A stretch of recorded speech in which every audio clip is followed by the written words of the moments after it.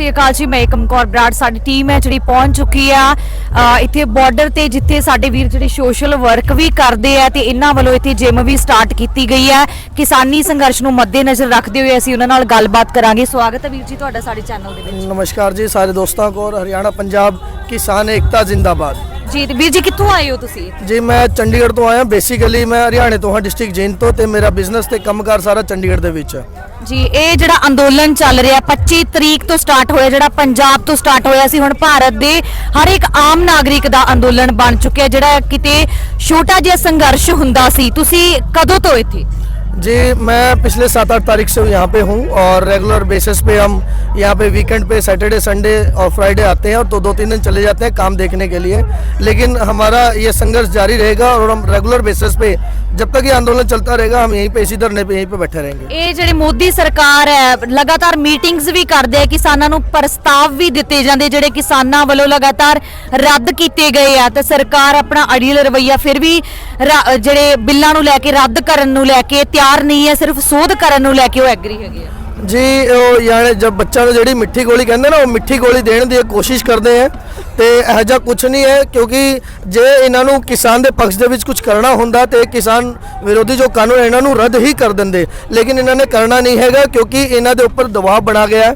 ਅੰਬਾਨੀ ਅਡਾਨੀ ਦਾ ਦਬਾਅ ਹੈ ਕਿ ਉਹ, ਕਿਉਂਕਿ ਉਹਨਾਂ ਨੇ ਫੰਡਿੰਗ ਕੀਤੀ ਹੋਈ ਹੈ, ਉਹ ਪਿੱਛੇ ਨਹੀਂ ਮੁੜ ਸਕਦੇ। ਜੇ ਇਹ ਕਿਤੇ ਕਾਨੂੰਨ ਵਾਪਸ ਹੋ ਗਏ, ਇਹਨਾਂ ਨੂੰ ਡਰ ਹੈ ਕਿਤੇ ਇਹਨਾਂ ਦੀ ਸਰਕਾਰ ਨਾ ਗਿਰ ਜਾਏ, ਤਾਂ ਇਸ ਗੱਲ ਦਾ ਡਰ ਹੈ। ਤੇ ਬਾਕੀ ਕਾਨੂੰਨ तो वापस इन्हों लेने पड़े, अज नहीं तो कल तो होके रहूगा। जिवें तुसी हरियाणा तो बिलोंग करदे हो तां खट्टर सरकार वल्लों जिहड़ी आ पुलिस फोर्स जिहड़ी उत्थे भेजी गई, किसानां दे रस्ते दे विच रोड़ा बने, खट्टर सरकार तुहानूं लगदा किते ना किते खट्टर सरकार किसानां दे हक दे विच नितरी है जां फिर वो भी अपने अड़ीले रवैये ती है? जी खट्टर सरकार ने तो किसान और जवान दोनों आमने सामने कर दिए। देखिए जी, चौधरी चरण सिंह ने ये जय जवान जय किसान का नारा दिया था और आज देखिए क्या वक्त आ गया है, किसान और जवान आमने सामने कर दिए, भाई भाई चफूट कर दी।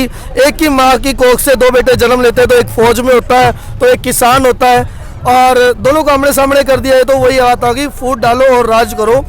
कहीं ना कहीं मुझे नहीं लगता कि आने वाले टाइम में ये दोबारा बीजेपी कभी ज़िंदगी में आ पाएगी। मैं तो इस बात का प्रण लेता हूँ कि ज़िंदगी में ये पहली और आखिरी गलती हुई है जो बीजेपी की सरकार को बनाया है। आगे इसका नामो निशान मिटा देंगे, आने वाली नस्लों में बीजेपी नाम का कोई शब्द रहेगा ही नहीं। ਤੁਸੀਂ ਬੀਜੇਪੀ ਦੀ ਗੱਲ ਕੀਤੀ, ਜੇਕਰ ਅਸੀਂ ਗੱਲ ਕਾਂਗਰਸ ਦੀ ਕਰੀਏ, ਬੀਜੇਪੀ ਦੀ ਕਰੀਏ, ਤਾਂ ਇਹਨਾਂ ਸਾਰੀਆਂ ਸਰਕਾਰਾਂ ਦਾ ਆਮ ਆਦਮੀ ਪਾਰਟੀ ਵੀ ਇਵਨ ਜਿਹੜੀ ਕਿ ਨੌਜਵਾਨਾਂ ਦੇ ਵਿੱਚ ਉੱਭਰ ਕੇ ਸਾਹਮਣੇ ਆਈ ਸੀ, ਤੁਸੀਂ ਸਾਰੀਆਂ ਸਰਕਾਰਾਂ ਦਾ ਬਾਈਕਾਟ ਕਰਦੇ ਹੋ, ਤਾਂ ਕਿਵੇਂ ਨੌਜਵਾਨਾਂ ਨੂੰ ਪਿੰਡ-ਪਿੰਡ ਜਾ ਕੇ ਜਾਗਰੂਕ ਕਰੋਗੇ?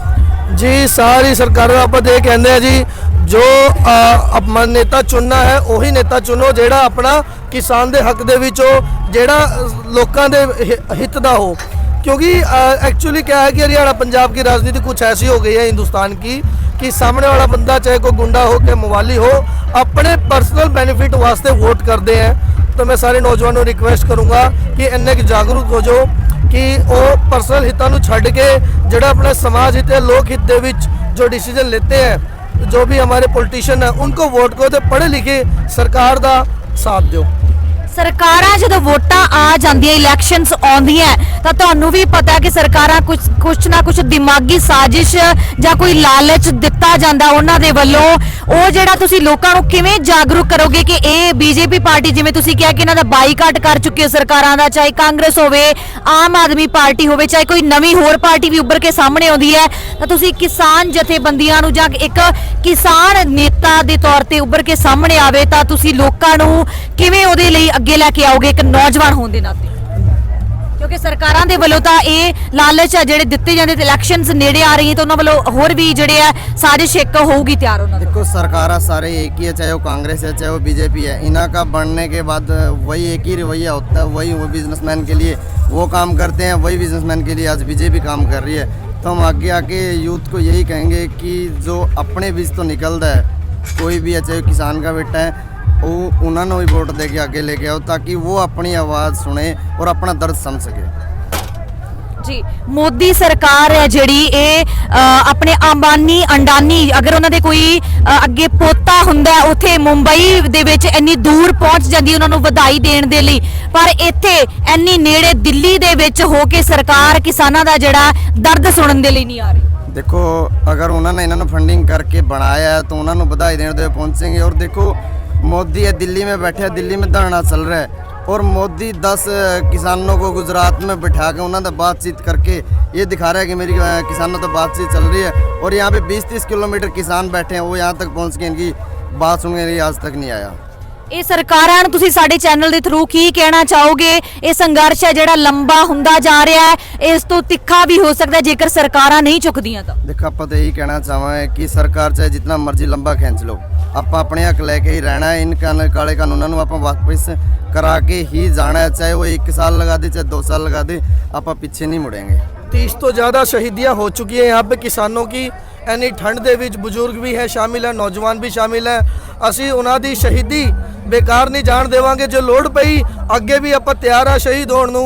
ਇੱਥੇ ਬੈਠੇ ਰਾਂਗੇ, ਚਾਹੇ ਇੱਥੇ ਗਰਮੀ ਹੋ ਜੇ, ਚਾਹੇ ਇੱਥੇ ਮੀਂਹ ਪੈ ਜੇ, ਚਾਹੇ ਇੱਥੇ ਪਾੜਾ ਪੈ ਜੇ, ਅਸੀਂ ਇਹ ਕਿਸਾਨ ਵਿਰੋਧੀ ਕਾਨੂੰਨ ਨੂੰ ਵਾਪਸ ਕਰਕੇ ਹੀ ਜਾਵਾਂਗੇ। ਇਹ ਸਾਡੀ ਜੰਗ ਹੈ, ਹਰ ਕਿਸਾਨ ਦੀ ਜੰਗ ਹੈ, ਮਜ਼ਦੂਰ की जंग है, हरियाणा पंजाब की जंग है। ਅਸੀਂ ਲੜਾਂਗੇ, आखिरी दम तक लड़ांगे। देखो जैसे किसान मोदी सरकार किसानों को लंबा इस करके इस आंदोलन को खींचे जा रही है ताकि किसान ठंड से डर के वापस मुड़ जाए। लेकिन मोदी सरकार को ये नहीं पता कि ये वही किसान है जो इतनी ठंड में जाके रात में खेतों में पानी लगाते हैं। ਜੀ ਜੀ ਧੰਨਵਾਦ ਵੀਰ ਜੀ। ਹਾਂਜੀ ਇਹ ਸੀ ਸਾਡੇ ਵੀਰ ਜਿਨ੍ਹਾਂ ਨਾਲ ਅਸੀਂ ਗੱਲਬਾਤ ਕੀਤੀ। ਸਾਡੇ ਵੀਰਾਂ ਨੇ ਕਿਹਾ ਕਿ ਅਸੀਂ ਉਹੀ ਆ ਜਿਹੜੇ ਰਾਤਾਂ ਨੂੰ ਜਾ ਕੇ ਪਾਣੀ ਦੀਆਂ ਵਾਰੀਆਂ ਲਾਉਣੇ ਆ, ਅਸੀਂ ਠੰਡ ਤੋਂ ਡਰਨ ਵਾਲੇ ਨਹੀਂ ਆ। ਅਸੀਂ ਇਸ ਅੰਦੋਲਨ ਦੇ ਵਿੱਚ ਆਖਰੀ ਦਮ ਤੱਕ ਡਟੇ ਰਵਾਂਗੇ ਜਦੋਂ ਤੱਕ ਕਿ ਸਰਕਾਰਾਂ ਕਾਲੇ ਕਾਨੂੰਨਾਂ ਨੂੰ ਵਾਪਸ ਨਹੀਂ ਲੈ ਲੈਂਦੀਆਂ। ਮੈਂ Ekam Kaur Brar, news frame channel ਦੇ ਨਾਲ ਜੁੜੇ ਰਹੋ ਜੀ ਸਾਡੇ ਨਾਲ ਲਗਾਤਾਰ।